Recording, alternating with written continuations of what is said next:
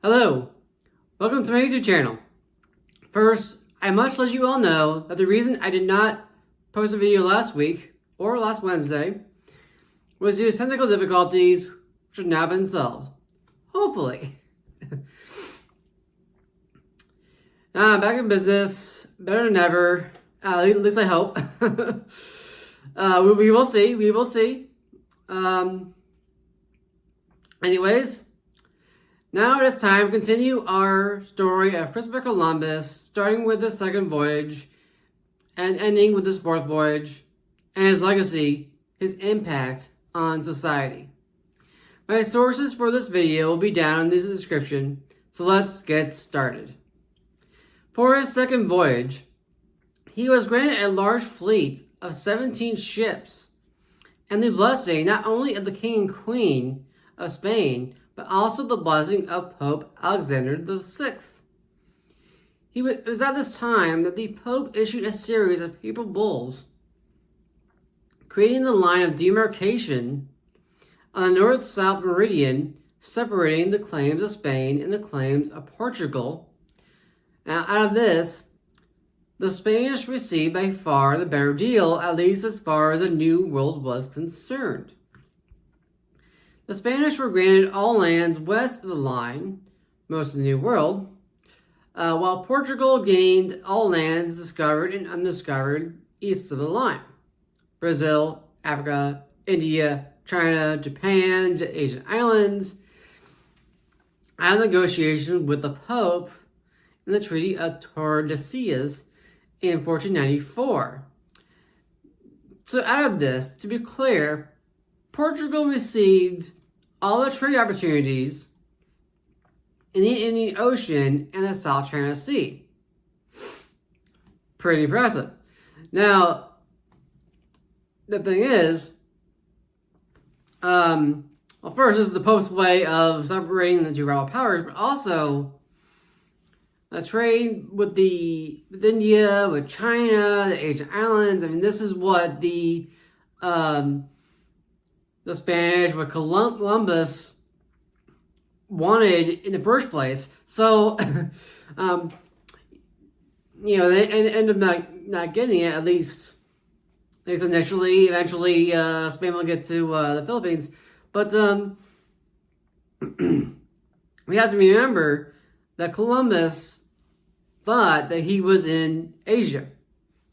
He thought that he was in the Asian islands, or maybe off the coast of China, maybe around Japan. So, and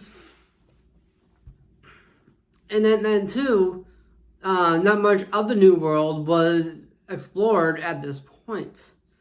So it wasn't clear as to how good of a deal Spain had. Now,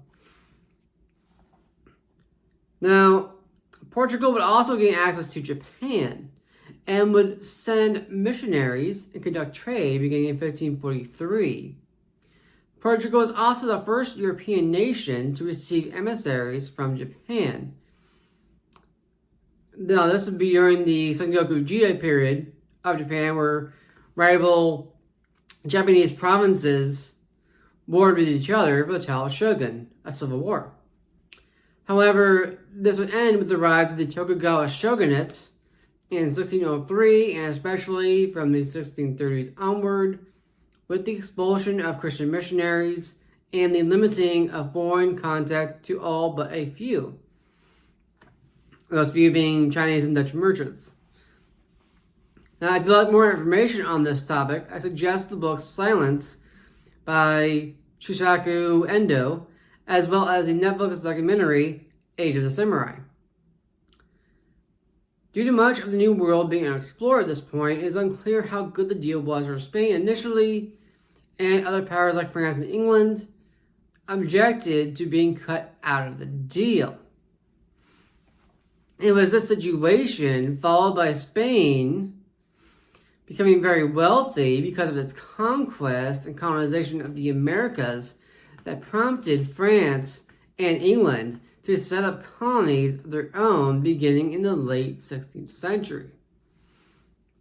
These first attempts at colonization would fail, however, their efforts in the 17th century and the 1600s would be successful.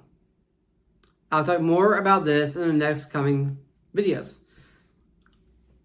Now, Christopher Columbus, before setting out on a second voyage, was granted the title of Captain General of the Fleet and Governor of the Indies, in addition to his title of Admiral of the Ocean Sea that he had been given previously on his first voyage.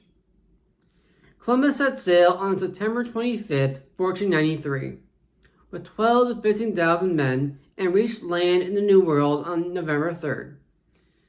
This would be the island of Dominica and the Leeward Islands, the Leeward Island chain, not to be confused with the Dominican Republic. Following that, he went north to Maria Galante, Guadalupe, Montserrat, Antigua, Nevis, Santa Cruz, and Puerto Rico, on his way back to his fortress of La Navidad on Hispaniola. During this time exploring the Leeward Islands, he would come across a fierce, warlike people called the Caribs, who were raiders, slavers, and cannibals. He and his men would free some of their captives, including women and children. The Caribs would use the boys as servants until they grew up, and then they would kill and eat them. Now, the women and girls they took as concubines and servants.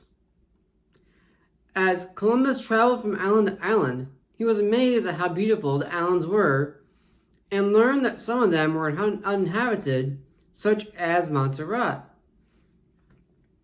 And he was informed by the women that he had rescued, the native women that he had rescued, that the people that had lived there had been either killed, enslaved, or driven off by the Caribs.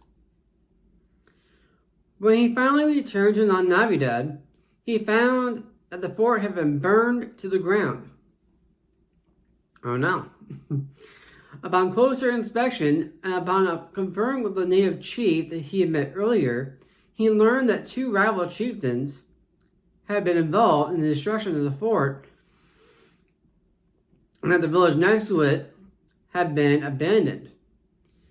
And he also learned that one of the chieftains, the rival chieftains, was one by the name of Cohen. I'm going to come across his name a lot later.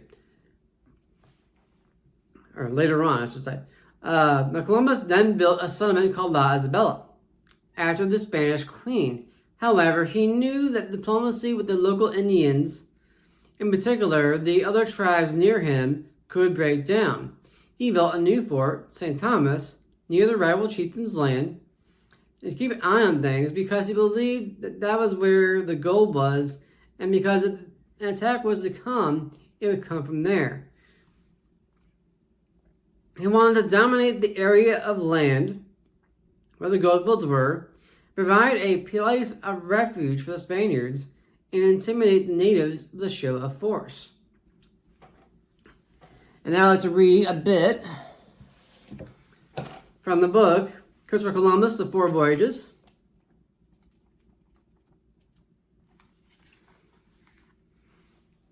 In order to intimidate the Indians further and deprive them of all hope that they might be able to repeat in the admiral's presence what they had done at Navidad in his absence to Arana and 38 settlers, he took with him all the Spaniards he could. Thus the Indians in their villages would see and recognize the Christians' power and realize that if they were to harm a single one of them traveling alone in that country, there would be a great force of men ready to punish them. The admiral ordered the building of a fort on a strong and pleasant site. This he called the Fort of Santo Tomas. It was intended to dominate the region of the gold fields and to be a place for safety for Christians going to them. In his new fort, he stationed Pedro Margarites, a man of great authority, with 56 men, among whom were experts in all crafts necessary for the construction of the fort, which was built of earth and timber, strong enough materials to resist any number of Indians who might attack.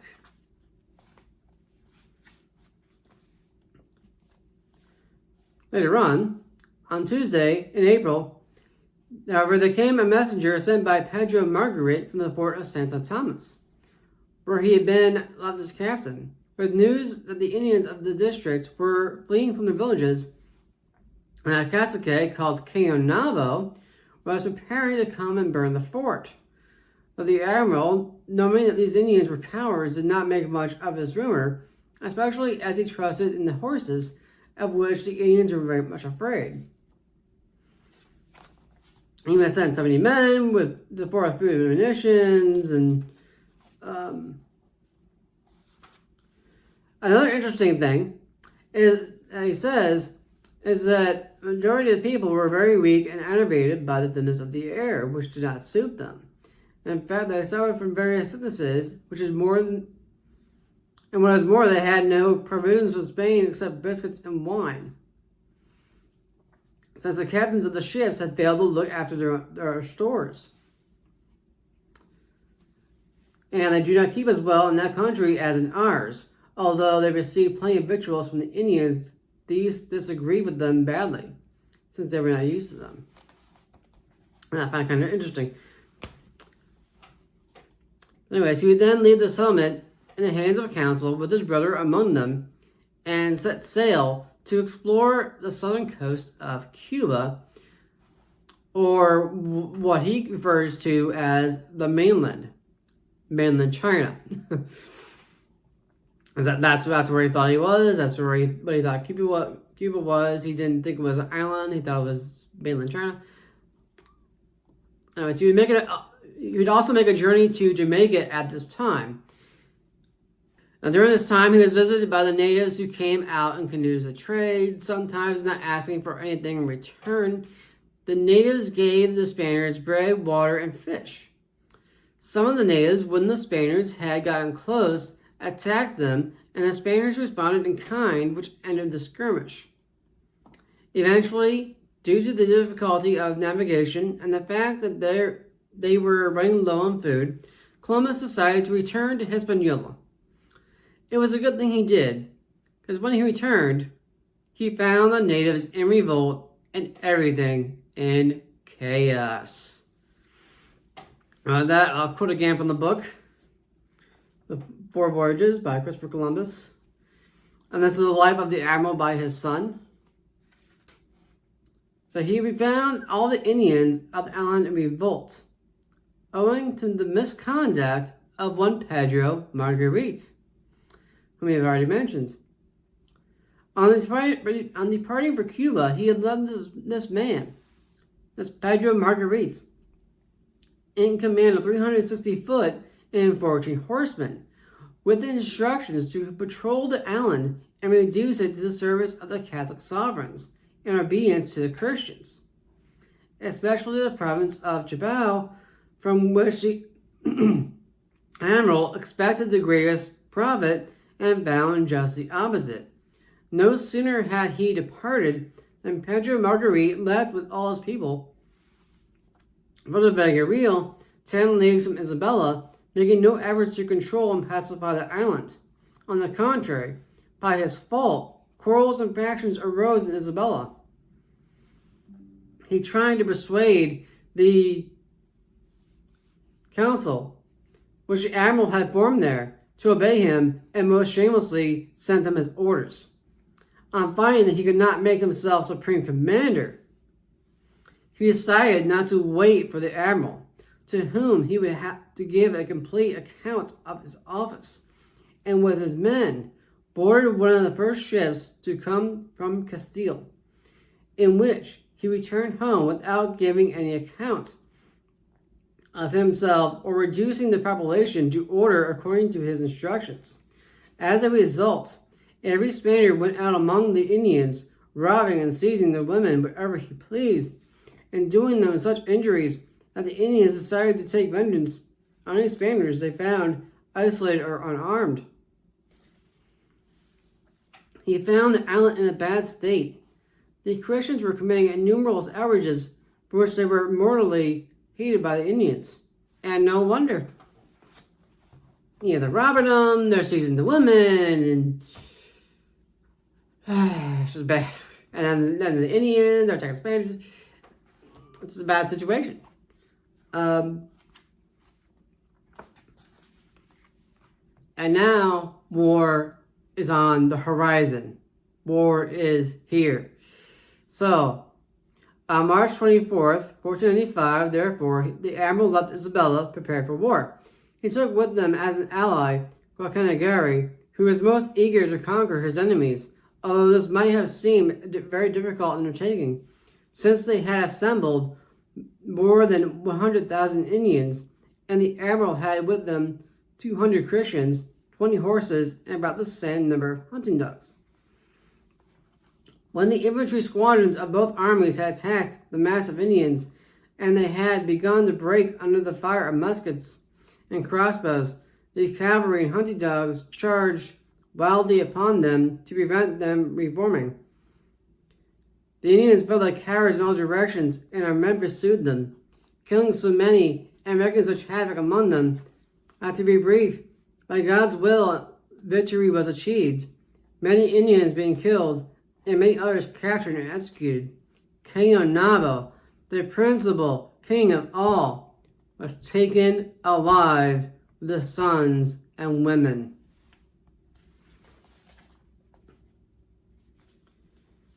After this, Hispaniola was reduced to such peace and obedience that all promised to pay tribute to the Catholic sovereigns every 3 months. After King Onabo's capture, the region became so peaceful that a Christian could go anywhere he pleased, alone and in complete safety. And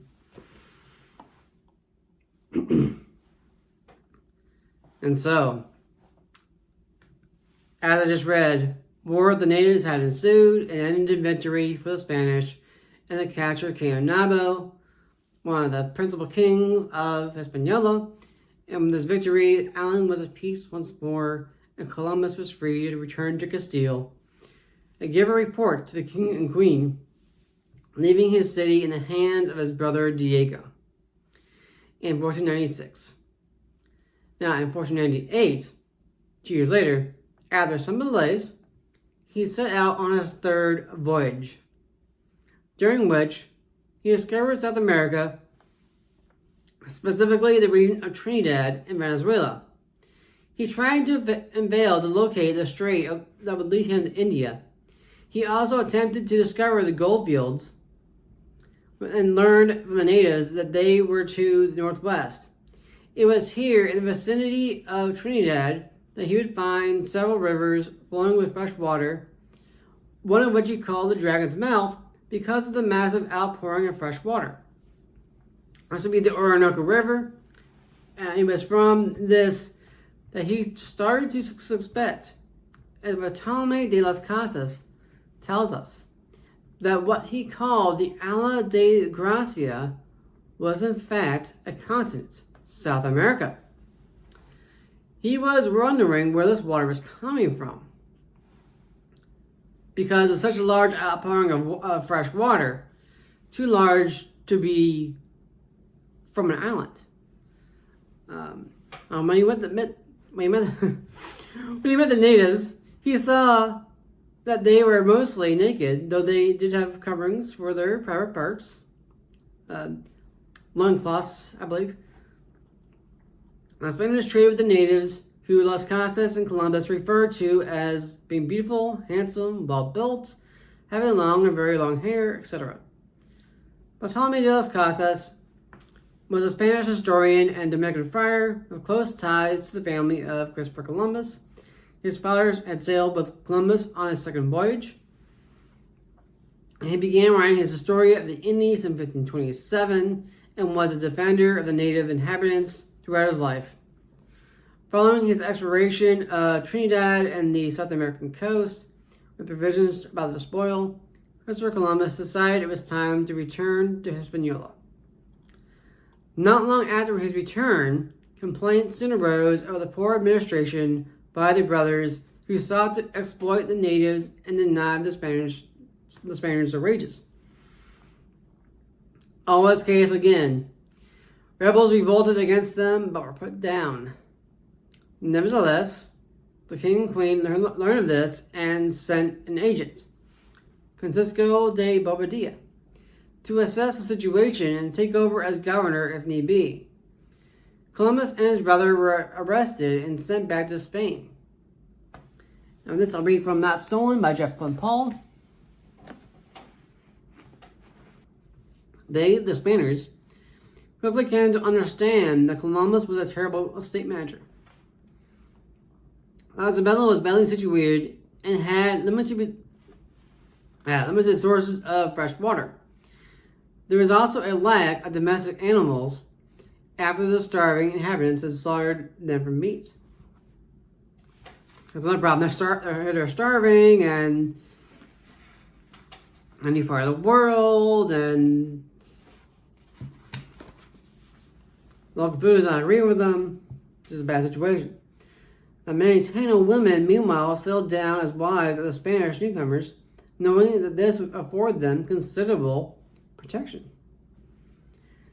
Desperate to prove that the New World could be profitable for Spain, Columbus allowed his men to enslave some of the rebellious Indians on Hispaniola and sell them in the Seville slave market.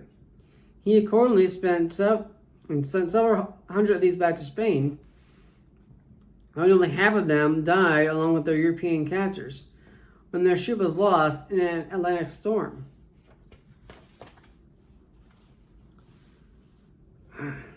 Now, Queen Isabella, when she heard about it, was furious. Says when she learned that about 300 Tainos had been sold, she had the Indians tracked down, ransomed from their owners, and sent back to their homes in the New World. In fact, she was furious with Columbus, since she had made it clear that he was not to enslave the natives. After this, she quickly sought ways to limit his power. And then he talks about him establishing the Columbianum system, which whereby the natives were subjected to forced labor by their Spanish landlords. Moreover, the labor service concession, which worked reasonably enough back in Iberia, was roundly abused in the Caribbean. Many colonists interpreted it as a license to round up and forcibly relocate millions of Indians, leading to further strife, atrocities, mass flight, and rapid social disintegration.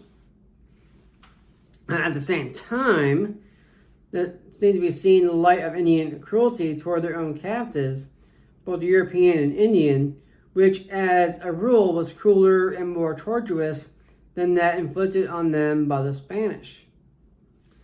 When Isabella's inspector, Francisco de Bobadilla, arrived at the islands in 1500, he found open rebellion among Spanish and Indian factions against Columbus and his brother.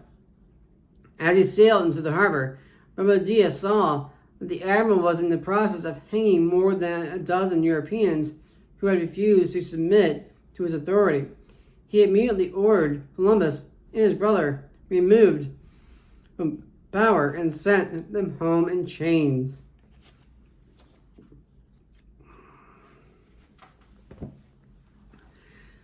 Now, on his return to Spain in 1500, Columbus wrote a letter to the king and queen that convinced them to release him on the grounds that he was close to the prize of finding gold in India.